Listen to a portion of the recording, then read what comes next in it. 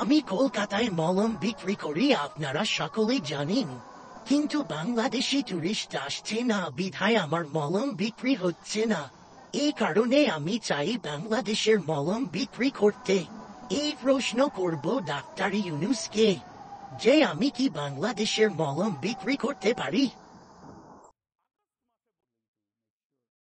দেখ ভাই, তুই মলম বিক্রি করতে চাইছিস, যা মানলাম, কিন্তু আমার বাংলাদেশি কোম্পানি কি হবে?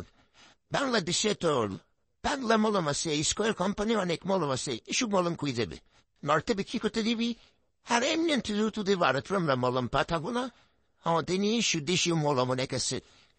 তুই যদি বিক্রি করতে চাস তাহলে তোর জিয়ারাতে পারি ঢাকার ভিতরে না, অন্য প্ল্যান দেখতে ওরা শিও না, আমরা এই বিষয়টা ভাববো, পরে জানাবি। তুমি জানো না, আমি ইচ্ছা করলে তোমার চুলকানির মলম লাগাই দিবার পারি। সুটিয়ে লাল করে দেবো, নোংরামি বার করে দেবো।